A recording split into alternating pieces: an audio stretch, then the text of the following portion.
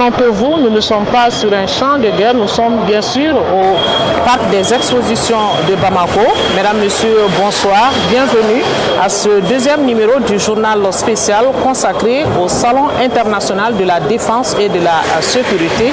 Un rendez-vous d'envergure pour les industriels, les gouvernants, les forces armées, pour non seulement exposer les armements, mais aussi nouer des contacts et procéder à des échanges sur place ici. À quelques heures donc de l'ouverture de ce salon, premier du genre en Afrique, les préparatifs vont en bon train, l'heure est au dernier réglage et la réunion de la commission d'organisation s'est tenue hier dimanche. Il en ressort que les travaux d'organisation sont exécutés à hauteur de souhait. Le Salon international de la défense et de la sécurité verra la participation d'une quinzaine d'entreprises turques spécialisées dans les armements. Voyons tout cela avec Djemba Moussa Konaté qui a assisté à la réunion pour nous. Cette réunion des membres de la Commission nationale d'organisation du Salon international de la défense et de la sécurité a tout d'abord porté sur les dispositions sécuritaires prises au niveau de l'accueil, l'hébergement et l'accès au parc des expositions pour l'événement d'une part et d'autre part sur les dispositions prises pour sécuriser le site de démonstration à Tanabougou dans la région de Koulikoro. Ce salon vise à démontrer les capacités des entreprises turques dans le domaine des armements. Il constitue aussi une preuve de la capacité de notre pays à organiser des événements de grande envergure. Dans le contexte actuel de notre pays, avec l'expérience que nous avons de la guerre depuis plus d'une décennie, c'est important que le partenaire turc reconnaisse notre expertise et notre expérience en matière de lutte contre le terrorisme et vienne s'associer à nous pour exposer sa capacité industrielle et technologique, mais aussi pour montrer que leur industrie s'enrichit des échanges avec nous et s'enrichit de notre expérience. Au total, ce sont 45 pays qui sont invités à ce salon et environ une quinzaine d'entreprises d'armement turques exposeront leurs capacités industrielles et technologiques en matière de défense et de sécurité à Bamako Expo 2025. Dans un avenir proche, lorsque les entreprises maliennes seront à même de fabriquer, comme l'a voulu le président de la transition, le chef de l'État, chef suprême des armées, son excellence le général d'armée Assimi Goïta, qui a décidé la mise en place d'une industrie militaire malienne afin que les entreprises maliennes puissent fabriquer ce dont notre pays a besoin et rendre le Mali moins dépendant de l'importation d'armement. Après la réunion, les membres de la Commission nationale d'organisation de BAMEX ont visité les stands en cours d'installation au parc des expositions de Bamako. Le BAMEX s'annonce comme un salon d'assurance, de rencontres sur place ici, mais aussi de découvertes. Vous le voyez sur ces images avec moi, des drones exposés ici. Il y a des drones, il y a des fusils d'assaut, il y a des pistolets, j'en passe. Nous allons donc vous présenter à présent ces différents armements sur place ici, de quoi susciter la curiosité des visiteurs et de quoi donner des idées à nos gouvernants ou autres chefs d'état-major qui seront sur place ici au parc des expositions de Bamako. Alors, voyons tout cela dans ce reportage signé Abdul Karim Kaba. De la volonté à la réalité, à quelques heures de l'ouverture du Salon international de la défense et de la sécurité, les équipes techniques s'activent pour une cérémonie grandiose à la hauteur de l'événement. Ici, on vise des serpentes. Là, on termine la décoration des stands. Un peu plus loin, des armements sont installés dans les stands. Des équipements de pointe de différentes spécialités. On voit d'abord ici, comme vous voyez, les pistolets 9 mm, les calibres 9x19. Vous avez ici les revolvers à calibre 38 et ensuite ici on a les fusils d'assaut de calibre 5,56 et 7,62x39 et ainsi les armes lourdes. D'Aselsan, c'est un stand de télécommunication et de radio. Là, nous sommes dans le stand de 3E, de la société 3E. C'est une société qui est spécialisée dans la fabrication des lunettes optiques et les viseurs thermiques, les lunettes thermiques, ainsi de suite. Des fusils de pointe aux armes d'assaut, en passant par des fusils de sniper et des pistolets, tout est fin prêt pour gagner le pari de l'organisation. Maintenant, nous sommes dans la société et dans le stand de la société Akıncılar. C'est une société qui est spécialisée dans la fabrication des gilets pare-balles balles, des plaques par balle et les produits balistiques. Nous sommes dans le stand de la société Skydagger qui sont spécialisés dans la fabrication de drones et les technologies. Ici, nous sommes au stand de la société ZSR. C'est une société qui est spécialisée dans la fabrication de cartouches et de munitions pour pistolets, fusils et grands fusils d'assaut et d'armes lourdes. Ici, dans notre stand, vous pouvez trouver les fusils de chasse calibre 12 et les fusils d'assaut de calibre 7,62 x 39 et les fusils de calibre 9 x 19 et ainsi que les pistolets semi-automatiques. La tenue du Salon international de la défense et de la sécurité prouve à suffisance le rôle et la place du Mali en Afrique. Nous sommes contents parce que le Mali, c'est le cœur du Sahel. Ça va nous permettre de montrer tous nos produits dans le continent africain. Je les invite ici, car ici, il y a un grand potentiel au Mali. Je les invite ici, au Mali, au cœur du Sahel. Le Salon international de la défense et de la sécurité Bamako Expo 2025 se tient au parc des expositions. Les dernières journées seront consacrées à des séances de démonstration. Un missile en mer, vous l'aurez compris, nous sommes toujours au parc des expositions de Bamako ici. Vous êtes donc tous invités à y faire un tour pour voir les armements de dernière génération sur place ici. Nous allons voir maintenant le côté de la coopération. Tout cela a été rendu possible grâce à la coopération entre le Mali et la Turquie. C'est donc la concrétisation de la diversification de partenariats lancés par le Mali il y a quelques années et la coopération Mali-Turquie se renforce avec le volet sécuritaire. Bemba Sibi s'est penché sur le partenariat stratégique entre le Mali et la Turquie dans ce reportage. Suivons ensemble. Dans un contexte géopolitique mondial en pleine mutation, le rapprochement entre le Mali et la Turquie illustre la dynamique d'une coopération sud-sud renforcée et indépendante. Les deux États partagent une même vision, à savoir le respect de la souveraineté nationale et le refus de l'ingérence étrangère. Les relations entre le Mali et la Turquie reposent surtout sur la confiance, la solidarité et le partenariat gagnant-gagnant. Un partenariat multiforme qui est d'abord politique et diplomatique. La Turquie, sur le plan politique, a toujours soutenu le Mali, a toujours défendu les points de vue du Mali dans les instances internationales, pendant que d'autres nous condamnaient, pendant que d'autres essayaient d'imposer leur veto contre le Mali. Et sur le plan culturel également, éducation et culture, la Turquie accompagne beaucoup le Mali. Vous avez vu les écoles Marouf à Bamako. C'est des écoles qui produisent d'excellente qualité pédagogique. Vous avez vu également le nombre de bourses que la Turquie accorde chaque année aux jeunes étudiants maliens.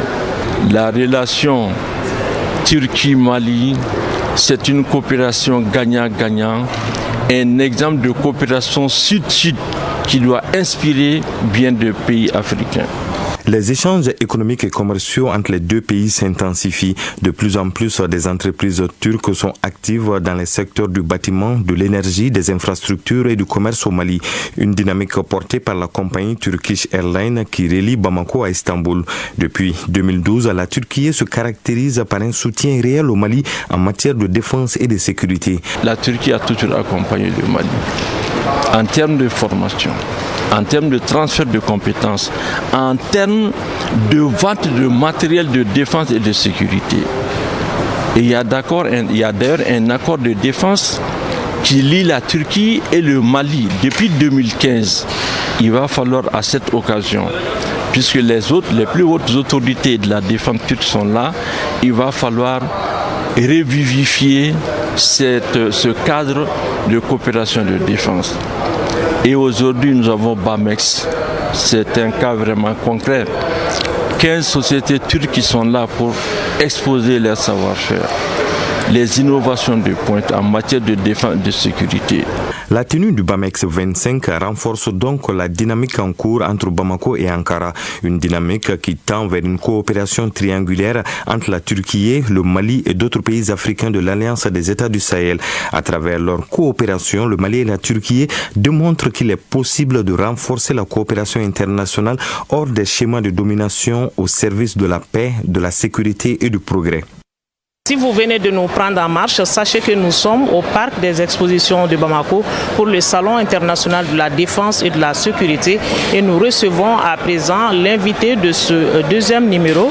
Il s'agit de Abouakar Dolo. Il est conseiller technique au ministère des Affaires étrangères et de la coopération internationale. Bonsoir Monsieur Dolo.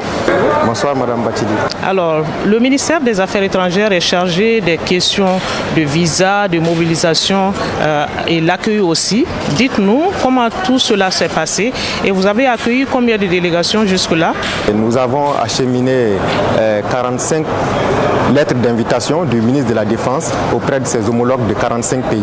Et donc c'est le ministère des Affaires étrangères qui a assuré vraiment la transmission de ces correspondances et a assuré le suivi. Donc aujourd'hui nous sommes à une trentaine de confirmations, donc environ 30 pays ont confirmé leur participation à BAMEX et je peux vous dire que vraiment il y a sur ces 30, beaucoup de délégations sont en train d'arriver à Bamako. Depuis le samedi, il y a des délégations qui sont déjà là. Et ce matin, je vais dire à 13h, nous avons accueilli le vice-premier ministre, ministre de la Défense de la République démocratique du Congo. Hier soir, nous avons accueilli une forte délégation venue de la Turquie, avec une délégation officielle et également des exposants. Et nous avons des confirmations de délégations, notamment le Ghana, le Maroc, le Nigeria.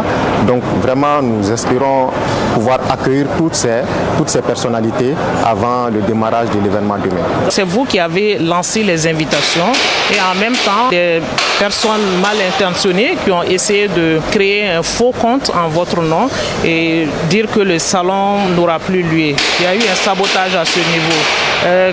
Comment vous avez pu gérer cette situation? Des individus mal intentionnés ont subtilement créé un faux compte pour informer nos missions diplomatiques que le BAMEX 2025 est reporté. Donc les raisons qui sont citées dans la lettre relèvent des raisons farfelues.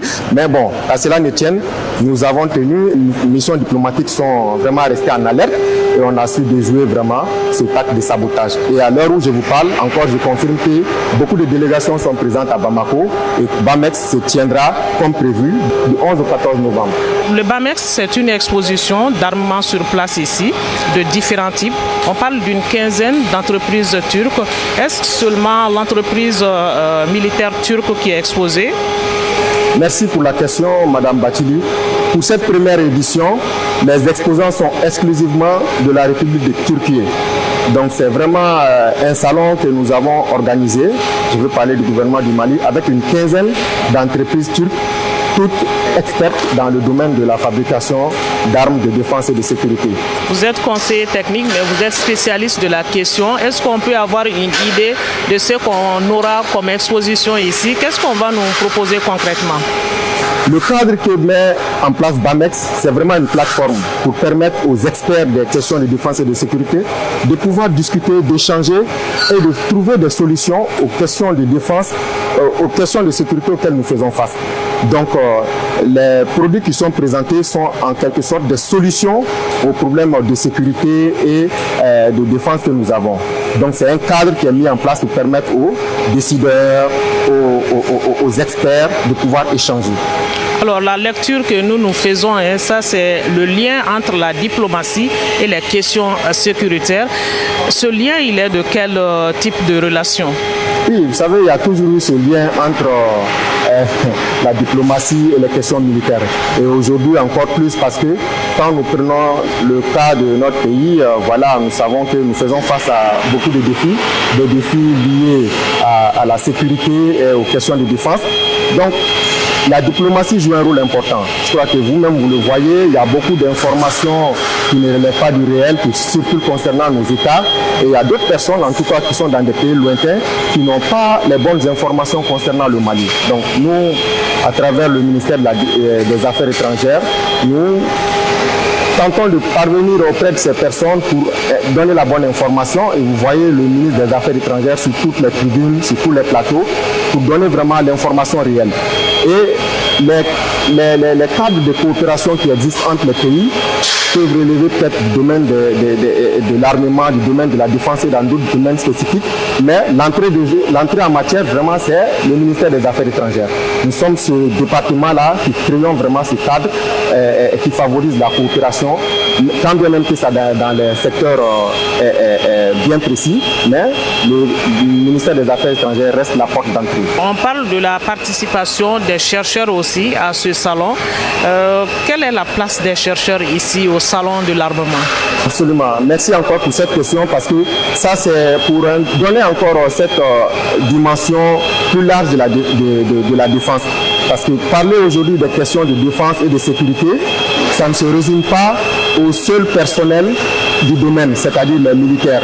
Aujourd'hui, les questions liées à la sécurité, les questions liées à la défense nécessitent que vraiment il y ait une prise de conscience à tous les niveaux, qu'il y ait des personnes qui entreprennent des recherches pour savoir qu'est-ce qui est à l'origine vraiment de l'insécurité que nous traversons, quelles sont les solutions que nous pouvons proposer.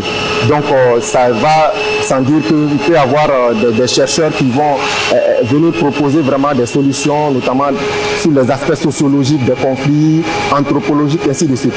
C'est vraiment BAMEX donne ce cadre-là pour permettre aux experts en lien direct avec les questions de défense et de sécurité, mais d'autres personnes qui sont plus ou moins proches du secteur, de pouvoir échanger en vue de trouver ensemble une solution sur les questions de défense et de sécurité. BAMEX se propose aussi de créer un cadre de collaboration, de concertation entre les startups. Qu'en est-il exactement? Effectivement, comme vous le voyez, ici nous avons vraiment des entreprises confirmées dans le domaine de l'industrie de l'armement. Donc ce sont des entreprises qui ont vraiment fait leur preuve à plusieurs niveaux. Donc aujourd'hui, nous, ce qui est le plus important dans BAMEX qu'il faut retenir, c'est qu'on a à notre niveau au Mali, je crois parmi les stands ici, vous allez voir 2 ou 3 stands de jeunes concepteurs maliens, donc des startups. C'est l'occasion pour ces jeunes entreprises de pouvoir nouer des partenariats avec ces entreprises confirmées pour voir eux aussi qu'est-ce qu'ils peuvent proposer comme solution en matière de sécurité, en matière de défense ici. Nous avons des jeunes très ingénieux, une jeunesse dynamique qui entreprend.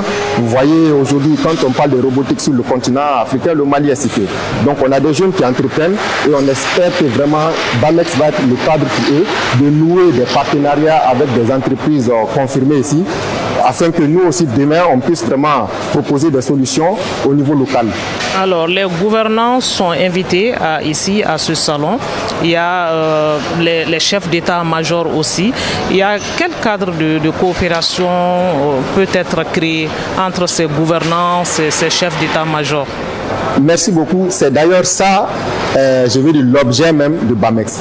Donc BAMEX, c'est pour permettre à ce que toutes les personnes invitées qui viendront durant ces 4 jours à Bamako, non seulement de pouvoir admirer les produits qui seront exposés, c'est-à-dire les armements qui seront exposés, c'est l'occasion pour eux de rentrer en contact avec les entreprises turques qui proposent ces armements, de pouvoir nouer des échanges directs et de voir comment est-ce qu'ils peuvent vraiment créer ce lien de collaboration. Donc ici, c'est vraiment un lieu de départ. Voilà, ça va créer un cadre d'échange, de collaboration. Vraiment, c'est un cadre qui est offert. Donc la discussion peut se poursuivre après, mais Bamako, à travers BAMEX, va préparer ce cadre-là, de pouvoir nouer des échanges, de pouvoir nouer des contacts entre les entreprises et les décideurs. C'est ça le plus important, parce que les décideurs seront là, les ministres de la Défense sont des décideurs en soi, les chefs d'état-major des pays qui sont là, les officiers généraux qui seront là, peuvent déterminer ce qui est bon pour leur armée, ce qui est bon vraiment pour prendre en charge vraiment leurs questions de défense. Nous sommes dans le stand de l'AES. Dites-nous, la présence ici de l'AES à ce salon, cela a quel sens? Nous sommes dans une réflexion vraiment confédérale. Donc chaque fois que nous entreprenons les choses, nous les entreprenons dans le cadre de la Confédération AES. Et vous n'êtes pas sans savoir que voilà, il y a quand même, en ce qui concerne les questions de défense et de sécurité, il y a toute une politique, une stratégie commune qui est là avec la mise en place de la force unifiée de l'AES dont le siège se trouve à Niamey. Donc c'est pour dire que nous abordons ensemble les questions de défense et de sécurité sur notre espace confédéral. Donc c'est une dynamique d'ensemble. Merci M. Dolo pour tous ces éclairages. Merci. C'est donc sur cet entretien que se reflète ferme ce deuxième numéro du journal spécial consacré au Salon international de la défense et de la sécurité. Nous avons pu recenser quelques reportages pour vous, en espérant que vous avez eu un intérêt à nous suivre. Nous vous donnons rendez-vous demain à la même heure pour d'autres aspects de ce salon. Merci de votre attention. Bonne suite des programmes sur nos antennes.